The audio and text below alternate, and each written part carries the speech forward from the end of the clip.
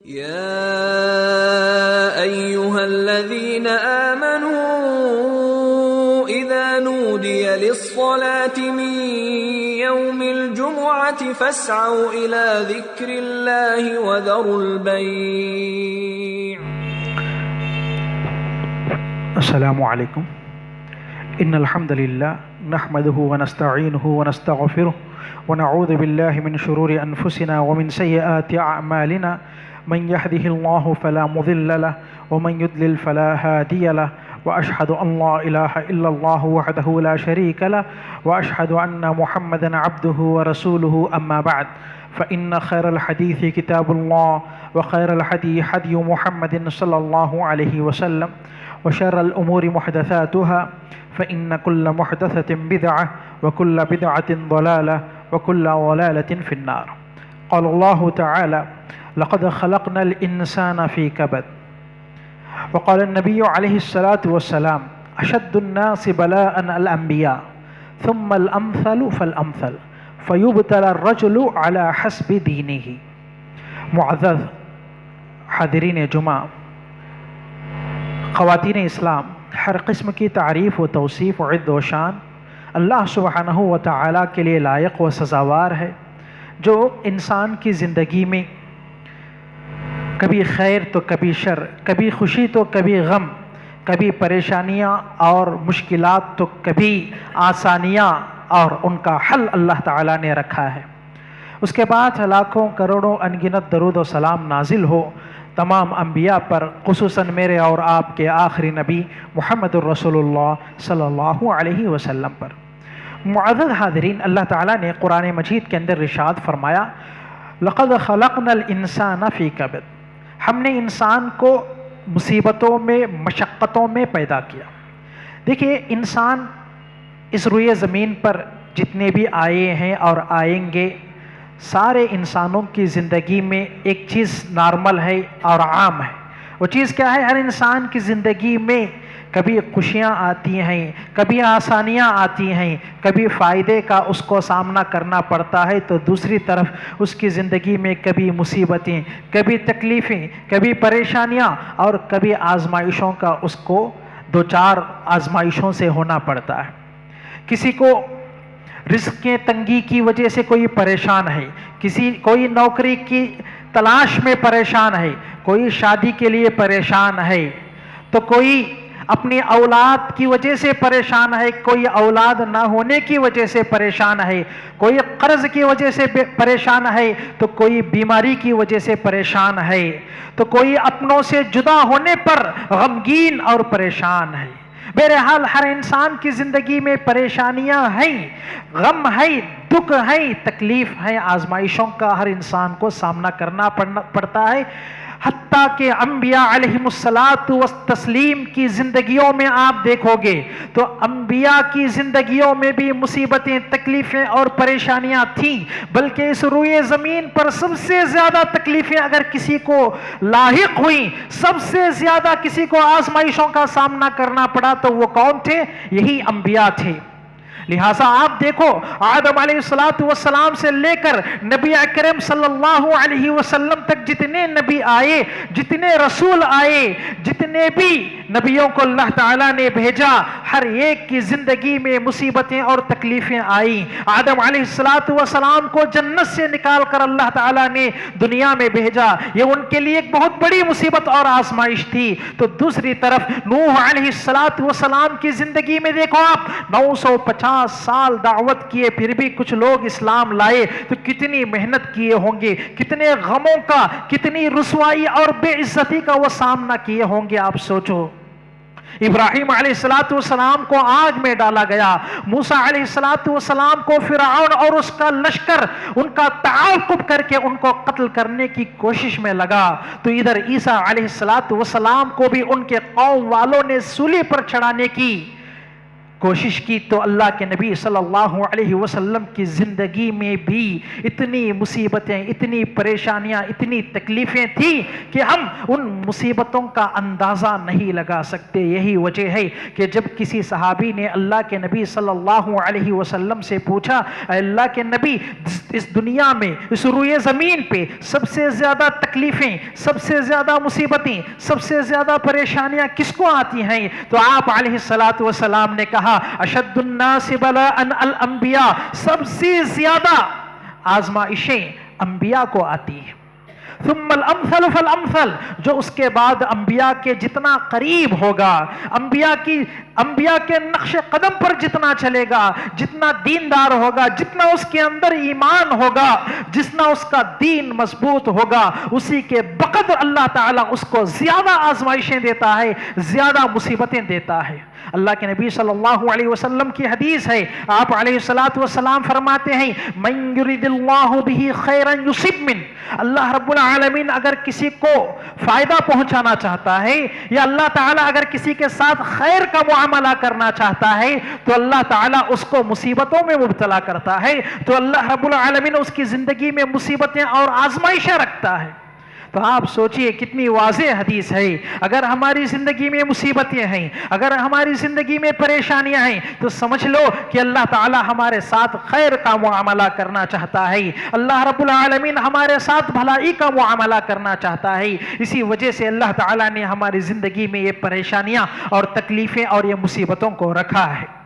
معزز حاضرین، ان مصیبتوں کو، ان تکلیفوں کو اور ان پریشانیوں کو دور کرنے کا کیا راستہ ہے، کیا طریقہ ہے؟ اسلام ایسے اوقات میں، اسلام ایسے وقت میں ہمیں کیا حکم دیتا ہے جس کے ذریعے سے ہم اپنی مصیبتوں کو، اپنی تکلیفوں کو اور اپنی پریشانیوں کو دور کر سکتے ہیں؟ دیکھیں، سب سے پہلے انسان کا ایمان مضبوط ہونا چاہیے، اس کا تعلق اللہ تعالیٰ سے مضبوط ہونا چاہیے، وہ اللہ کی ذات پر مکمل طور پر بھروسہ کرے تو اللہ تعالیٰ اس کی مصیبتوں کو، اس کی تکلیفوں کو، اس کی پریشانیوں کو دور کرے گا۔ یہی وجہ ہے کہ اللہ تعالیٰ نے قرآن مجید میں کہا، وَمَن يَتَوَكَّلْ عَلَى اللَّهِ فَهُوَ حَسْبُهُ، جو اللہ تعالیٰ پر بھروسہ کرتا ہے، جو اللہ تعالیٰ پر توکل کرتا ہے، تو اللہ رب العالمین اس کو، اللہ تعالیٰ اس کے لیے کافی ہو جاتا ہے۔ پھر اس کے بعد اس کو کسی نقصان سے، کسی پریشانی سے ڈرنے کی ضرورت نہیں ہوگی۔ ایک اور آیت میں اللہ تعالیٰ نے فرمایا، الیس اللہ بکاف عبدہ، کیا اللہ رب العالمین اپنے بندوں کے لیے کافی نہیں ہے؟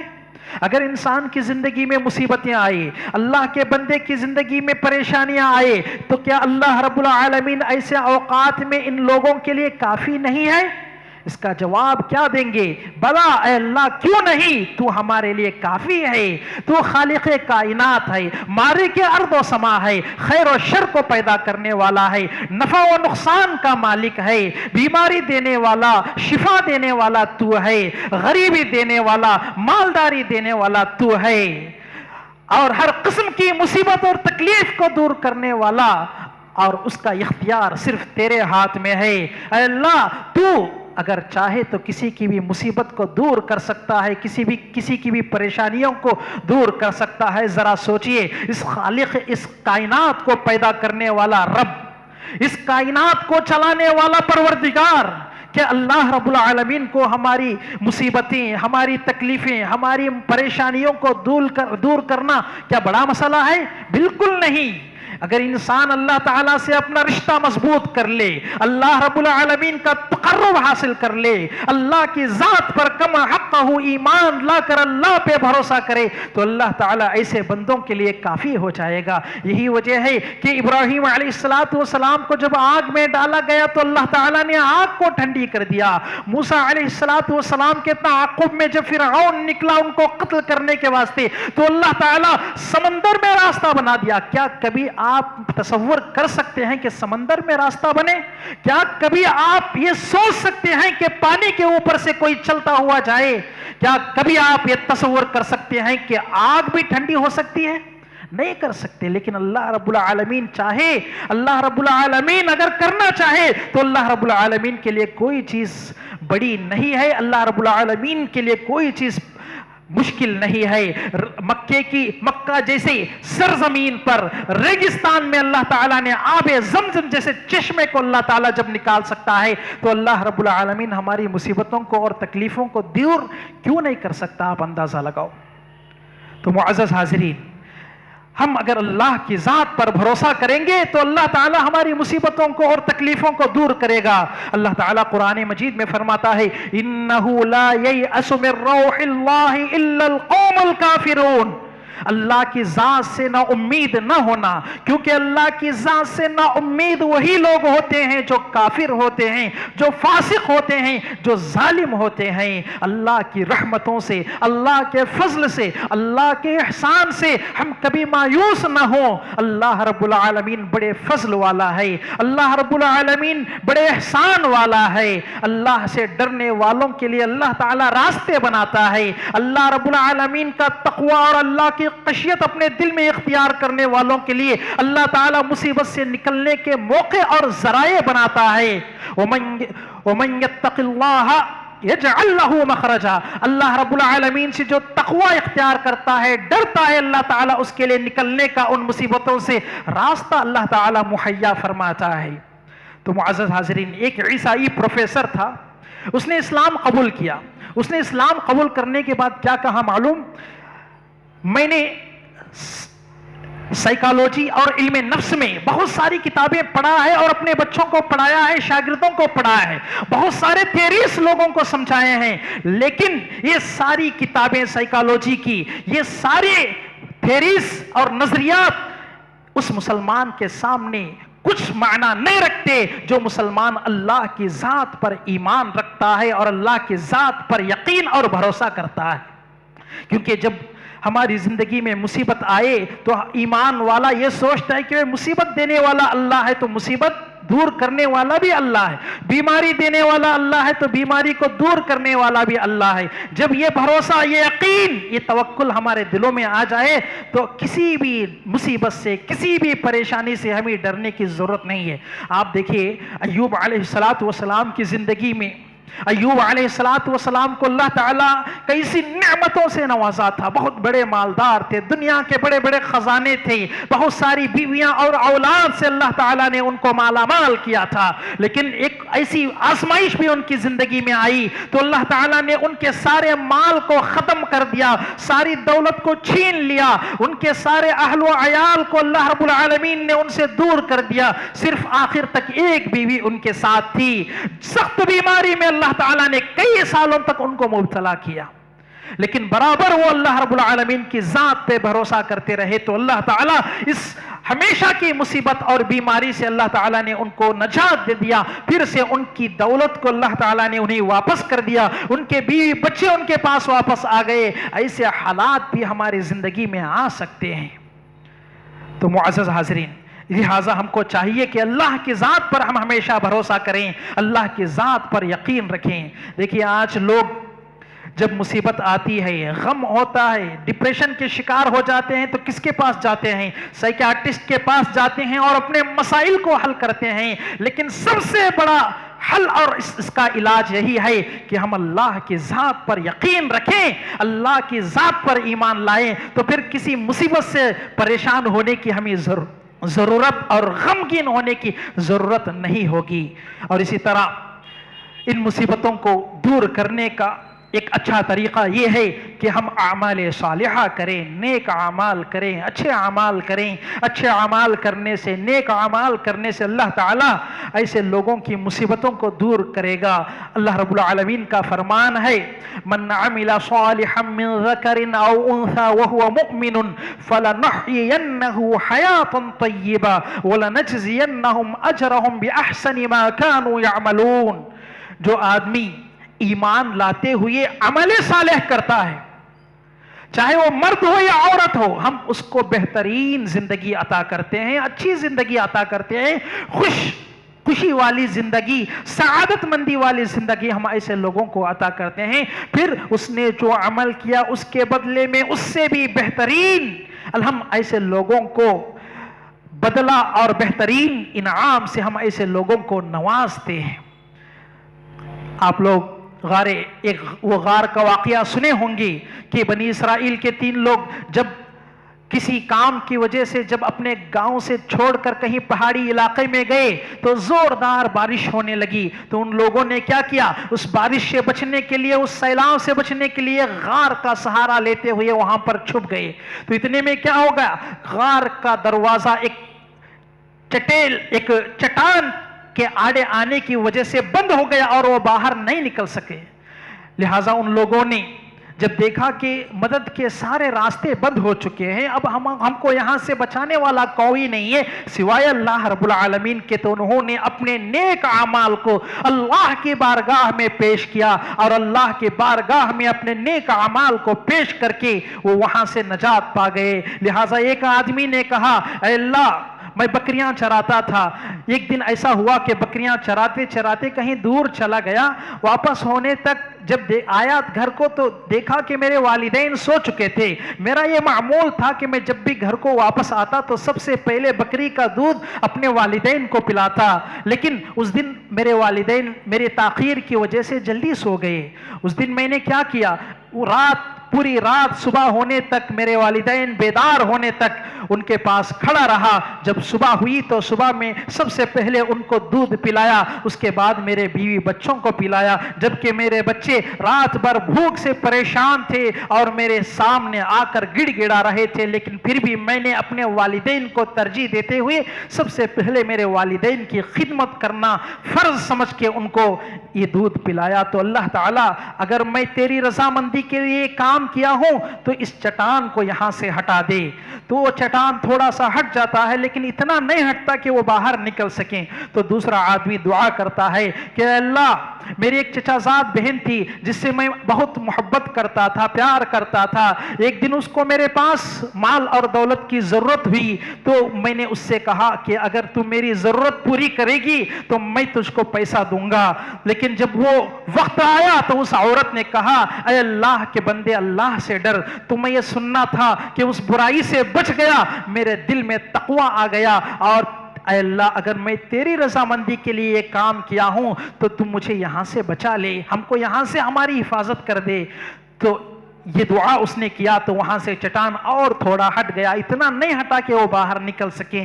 تیسرے آدمی نے بھی دعا کی، اپنے اعمال صالحہ کو اللہ کی بارگاہ میں پیش کیا اور پیش کرتے ہوئے اس نے کہا، اے اللہ، میں بہت بڑا مالدار تھا، میرے پاس بہت سارے نوکر کام کرتے تھے، ان میں سے ایک آدمی میرے پاس کام کیا، کام کر کے مزدوری لیے بغیر وہاں سے چلا گیا۔ جب کئی دنوں بعد میرے پاس وہ واپس آیا تو میں نے اس سے کہا کہ یہ ساری بکریاں، گائے وغیرہ جو ہیں وہ سب تیرے ہیں، لے لے۔ تو اس نے کہا کہ اے میرے آقا، میرے ساتھ کیوں مذاق کرتے ہو، میری جو اجرت ہے وہ مجھے دے دو۔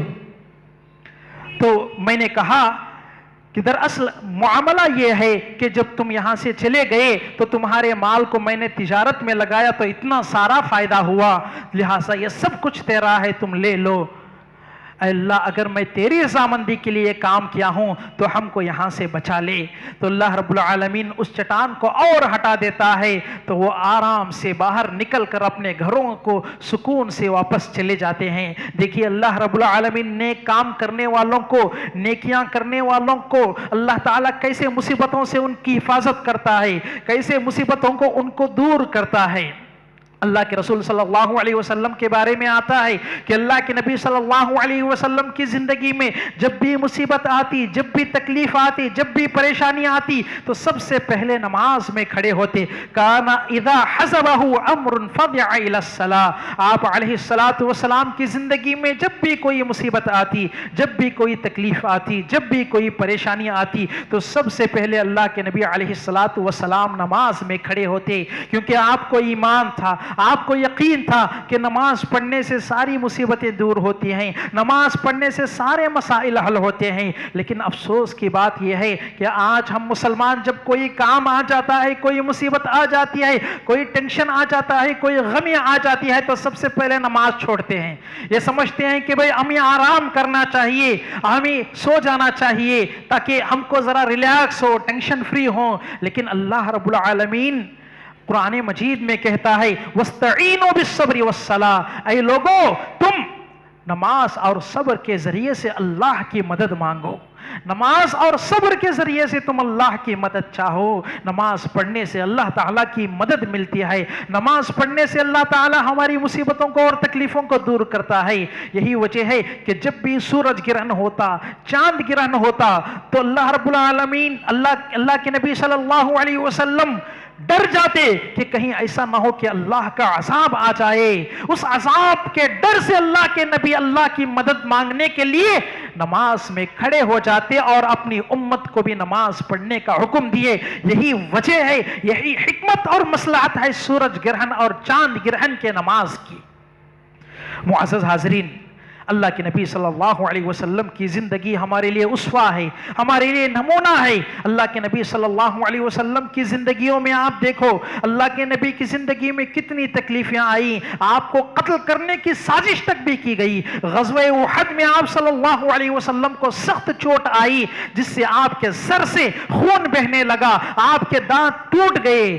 طائف کے موقع پہ جب اللہ کے نبی صلی اللہ علیہ وسلم طائف کو گئے، ان لوگوں کو توحید کی طرف بلانے کے واسطے، اللہ کے دین کی طرف دعوت دینے کے واسطے، تو ان لوگوں نے آپ کو اتنا مارا کہ آپ علیہ السلام کے جسم سے خون بہ کر آپ کی جوتیوں میں جمع ہو گیا. اتنا زیادہ خون آپ کے جسم اطہر سے نکلا. لیکن اللہ کے نبی صلی اللہ علیہ وسلم ان تمام مصیبتوں میں، ان تمام پریشانیوں میں صبر سے کام لیے پھر اور اللہ تعالیٰ کے دین کو دوسروں تک پھیلاتے رہے. لہٰذا مصیبتوں کو اور تکلیفوں کو اور غموں کو ہلکا کرنے کا ایک بہت بڑا راستہ اور بہت بڑا سبب یہ ہے کہ ہم اپنے دلوں میں شکر گزاری کی کیفیت پیدا کریں اور مصیبتوں میں صبر کی کیفیت پیدا کریں.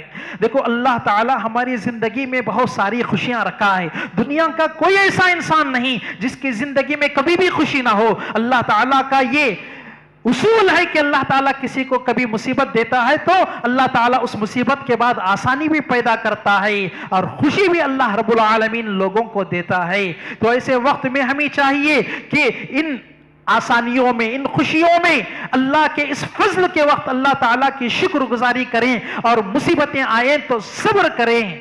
اللہ کے نبی علیہ السلام کی حدیث ہے، عجبا لامر المؤمن، مومن کا معاملہ بھی بڑا عجیب ہے، مومن کا مسئلہ بھی بڑا عجیب ہے. ان اصابتہ سراء شکر فکان خیر اللہ و ان اصابتہ ضراء صبر فکان خیر اللہ. اس کی زندگی میں کبھی خوشی آتی ہے، اس کی زندگی میں کبھی اللہ تعالیٰ کی نعمت آتی ہے تو اللہ کی شکر گزاری کرتا ہے. اس طرح سے وہ اللہ رب العالمین کے فضل کو مزید پا لیتا ہے اور اللہ کا اجر و ثواب اس کو مل جاتا ہے. اور یہ تو اس کے لیے بہت بڑا خیر اور بہت بڑا فائدہ ہے.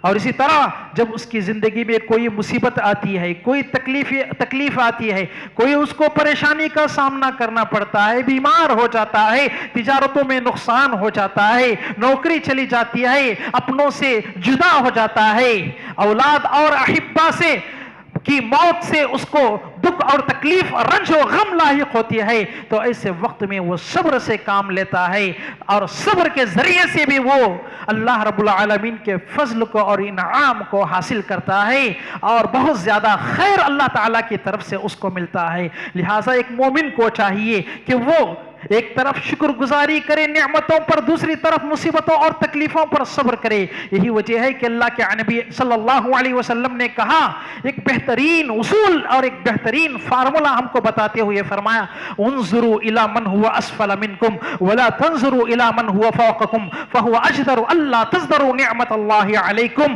اے لوگوں، ہمیشہ تم اپنے سے نیچے والوں کو دیکھو، اپنے سے اوپر والوں کو مت دیکھو. اگر کسی کو بخار آ جائے یا اگر کسی کو بیماری آ جائے تو وہ ان لوگوں کو یاد کرے جو اس سے بھی زیادہ بیمار ہیں، اس سے بھی زیادہ بڑی بیماری کے لاحق ہیں. لوگوں کو آج دیکھتے ہیں آپ ہاسپٹلوں میں اور مختلف جگہوں پہ ہم لوگ دیکھے ہیں کہ ایسے مریض بھی ہیں جو زندگی بھر بھی مرض کے شکار لائق ہوتے ہیں. ایسے پاگل اور ایسے مجنون آپ کو راستوں میں نظر آتے ہیں جو پھٹے کپڑوں میں کبھی کبھی ننگے ہو کر راستوں میں گھومتے ہیں. ایسی بیماریاں اللہ تعالیٰ نے ان کو دیا ہے. ہمیں شکر کرنا چاہیے کہ اللہ تعالیٰ نے ہمیں ایسی مصیبتیں تو نہیں دی، ایسی بیماریوں سے تو اللہ تعالیٰ ہمیں دوچار نہیں کیا. ہاسپٹلوں میں کچھ ایسے بچے بھی ہیں جو زیادہ ہنسنے سے اور زیادہ رونے سے بھی ان کی انتقال ہو سکتی ہے۔ ایسے نازک مراحل میں ایسے ایسے بچوں کو ایسے ایسے بچے بھی ہیں، کچھ ایسے لوگ بھی ہیں جو پوری زندگی ایک ایسی بیماری میں مبتلا ہوتے ہیں، ہماری زندگی میں وہ بیماریاں آنا تو دور کی بات، ہم ایسے لوگوں کو دیکھ بھی نہیں سکتے۔ ایسے ایسے لوگ دنیا میں ہیں، ایسے ایسے لوگوں کو اللہ تعالیٰ نے بیماریاں دی ہیں۔ اللہ کا شکر ہے کہ اللہ نے ہمیں صحت دی، اللہ کا شکر ہے کہ ایسی بڑی بیماریوں میں ہمیں مبتلا نہیں، یہ یاد کر کے اللہ کی شکر گزاری ہمیں کرنی چاہیے۔ اور اگر آپ کو غربت اور فقیری کا ڈر ہے اور رزق میں بے برکتی سے آپ پریشان ہیں، تو آپ ان لوگوں کو یاد کرو جو راستوں میں بھیک مانگتے ہوئے پھرتے ہیں، اور ان لوگوں کو یاد کرو جن کو ایک وقت کی روزی روٹی نصیب نہ ہونے کی وجہ سے بھی مر جاتے ہیں۔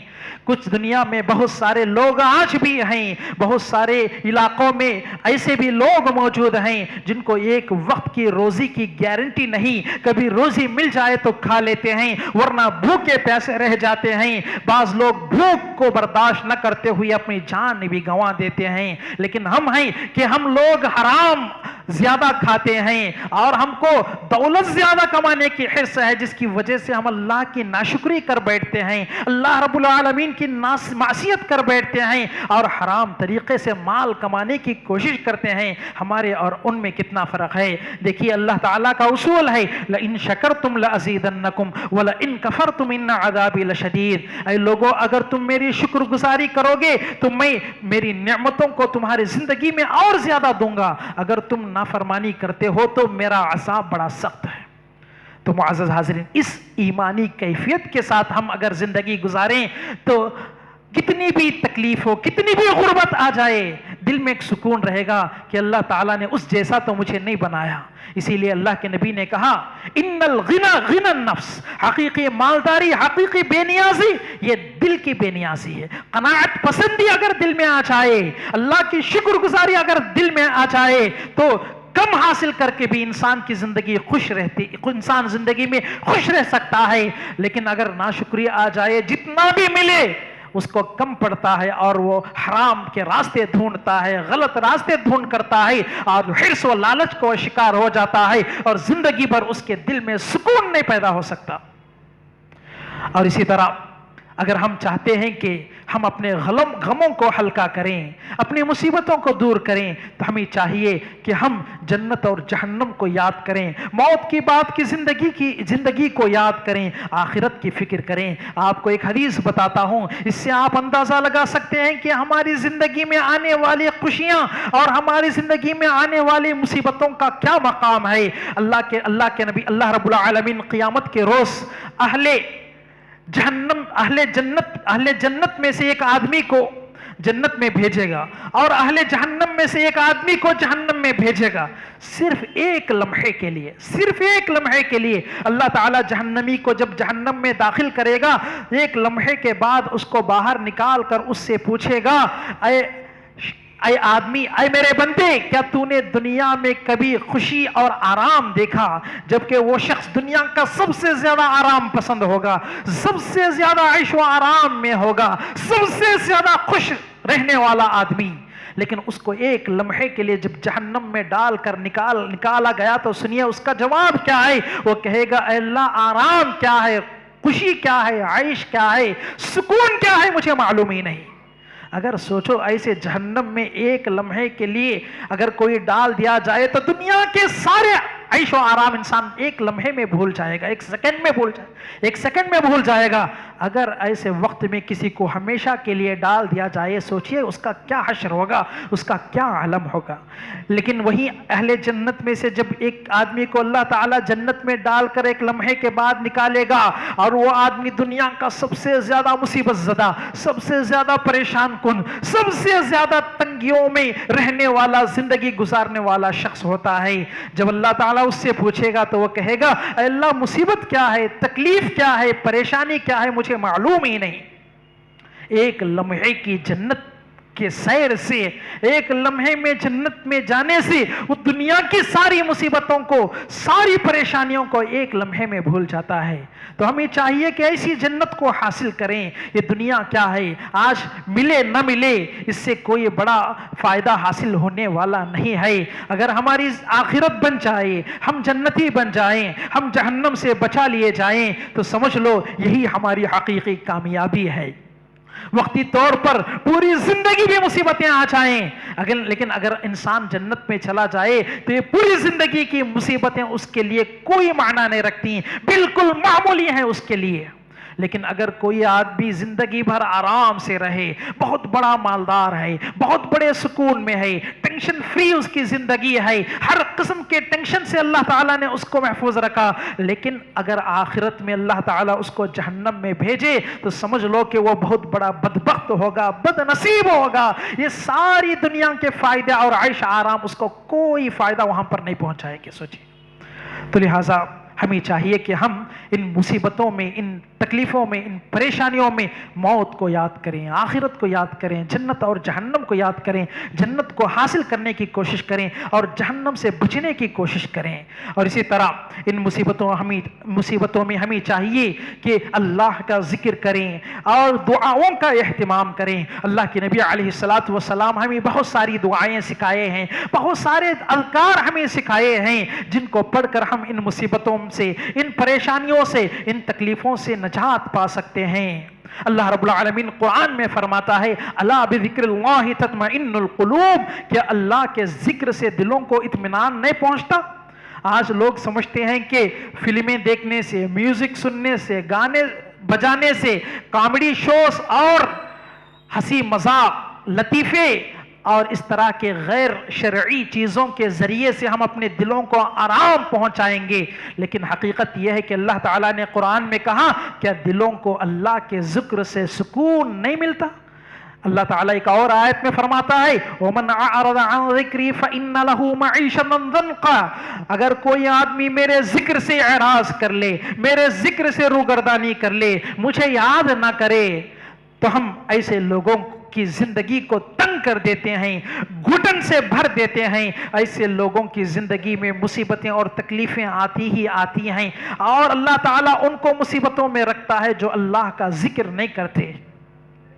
تو معزز حاضرین، ہمیں چاہیے کہ ہم اللہ کا ذکر کریں، اور اللہ کے نبی صلی اللہ علیہ وسلم نے مصیبتوں کے وقت کچھ دعائیں ہمیں سکھائی ہیں، ان دعاؤں کا اہتمام کریں۔ جیسا کہ اللہ رب العالمین نے، اللہ کے نبی صلی اللہ علیہ وسلم نے فرمایا دعوت ذی النون، جب یونس علیہ السلام مچھلی کے پیٹ میں تھے تو اس وقت جو دعا مانگی، اگر کوئی آدمی وہ دعا مانگے تو اللہ تعالیٰ اس کی مصیبتوں کو دور کرے گا، اس کی پریشانیوں کو ختم کرے گا۔ وہ دعا کیا ہے؟ لا الہ الا انت سبحانک انی کنت من الظالمین۔ مصیبتوں کے وقت یہ دعا پڑھنی چاہیے، لا حول ولا قوت الا باللہ۔ یہ دعا سے بھی انسان کی مصیبتیں دور ہوتی ہیں۔ انا للہ و انا الیہ راجعون پڑھیں۔ جب ام سلمہ رضی اللہ عنہا کے شوہر انتقال کر گئے، ابو سلمہ رضی اللہ عنہ، تو اللہ کے نبی نے ان کو یہ دعا سکھائی اللہم اجرنی فی مصیبتی واخلف لی خیرا منہا۔ تو اللہ رب العالمین نے ان کو شوہر کے اس جدائیگی کے غم کو ختم کر کے اللہ کے نبی صلی اللہ علیہ وسلم کو ان کا شوہر بنایا۔ دیکھیے اللہ رب العالمین دعاؤں کے اہتمام سے، اللہ کا ذکر کرنے سے کیسے کیسے مصیبتوں کو اور غموں کو دور کرتا ہے۔ اسی طرح مصیبت زدہ لوگوں کو اللہ کے نبی صلی اللہ علیہ وسلم نے ایک دعا سکھائی، وہ دعا یہ ہے لا الہ الا اللہ العظیم الحلیم، لا الہ الا اللہ رب العرش العظیم، لا الہ الا اللہ رب السماوات ورب العرش الکریم۔ مصیبتوں کے وقت یہ دعا پڑھنے کی نبی کریم صلی اللہ علیہ وسلم نے صحابہ کو تلقین کی۔ اور اسی طرح ایک اور دعا ہے اللہم انی عبدک وابن عبدک وابن امتک ناصیتی بیدک ماض فی حکمک عدل فی قضاؤک اسألک بکل اسم ہوا لک سمیت به نفسک او انزلته في كتابك او علمته احدا من خلقك او استأثرت به في علم الغيب عندك ان تجعل القرآن ربيع قلبي ذہاب ہم وجلاء حزنی وذہاب ہمی، اگر کوئی آدمی مصیبتوں میں، غم میں، پریشانی میں دعا پڑھتا ہے، اللہ کے نبی علیہ الصلوۃ والسلام فرماتے ہیں الا اذهب اللہ ہمہ، اللہ تعالیٰ اس کے غم کو، اس کی مصیبت کو، اس کے پریشانی کو ختم کر دیتا ہے۔ تو اس طرح سے بہت سارے اذکار ہیں، بہت ساری دعائیں ہیں جن کے پڑھنے سے کبھی ہم جنت کے مستحق ہوتے ہیں، تو کبھی جہنم سے اپنی اللہ تعالیٰ حفاظت کرتا ہے، تو کبھی اللہ تعالیٰ صبح سے لے کر شام تک ہماری حفاظت کے لیے ہمارے لیے فرشتوں کو مقرر کرتا ہے، تو کبھی اللہ تعالیٰ ہماری بیماریوں کو دور کرتا ہے، تو کبھی اللہ رب العالمین شیطان سے ہمیں محفوظ رکھتا ہے۔ لہٰذا ہم کو چاہیے کہ ہم ان مصیبتوں میں، ان تکلیفوں میں، ان پریشانیوں میں اللہ کی ذات پر ایمان لائیں، اللہ پر بھروسہ رکھیں، آخرت کو یاد کریں اور اللہ کا ذکر کریں، دعاؤں کا اہتمام کریں۔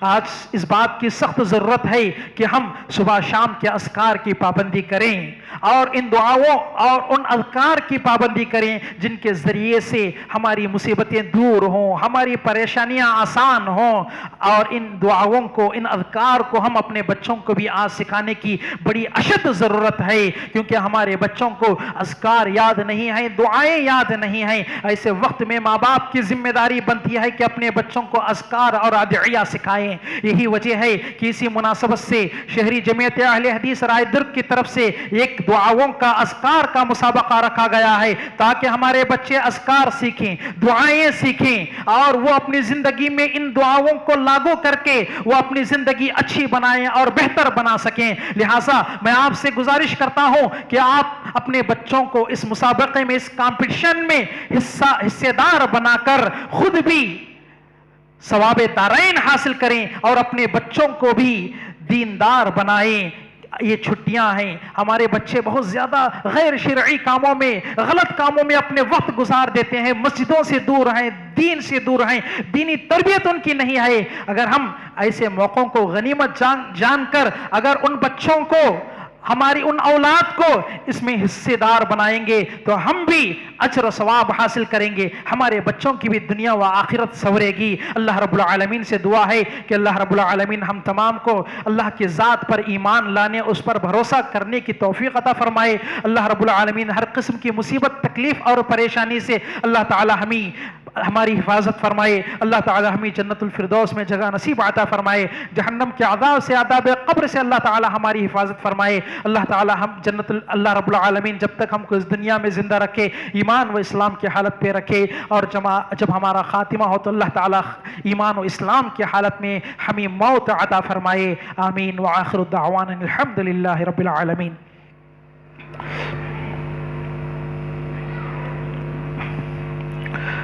إن الحمد لله نحمده ونستعينه ونستغفره ونعوذ بالله من شرور أنفسنا ومن سيئات أعمالنا، من يهده الله فلا مضل له ومن يضلل فلا هادي له، وأشهد أن لا إله إلا الله وحده لا شريك له، وأشهد أن محمدا عبده ورسوله. أما بعد، فإن خير الحديث كتاب الله، وخير الهدي هدي محمد صلى الله عليه وسلم، وشر الأمور محدثاتها، فإن كل محدثة بدعة، وكل بدعة ضلالة، وكل ضلالة في النار. فقد قال الله تبارك وتعالى في القرآن المجيد والفرقان الحميد: إن الله وملائكته يصلون على النبي يا أيها الذين آمنوا صلوا عليه وسلموا تسليما. اللهم صل على محمد وعلى آل محمد كما صليت على إبراهيم وعلى آل إبراهيم إنك حميد مجيد. اللهم بارك على محمد وعلى آل محمد كما باركت على إبراهيم وعلى آل إبراهيم إنك حميد مجيد. عباد الله رحمني ورحمكم الله، إن الله يأمر بالعدل والإحسان وإيتاء ذي القربى وينهى عن الفحشاء والمنكر والبغي يعظكم لعلكم تذكرون. واذكروا الله يذكركم وادعوه يستجب لكم، ولذكر الله تعالى أولى وعز وأجل وأتم وأكبر، والله يعلم ما تصنعون. السلام.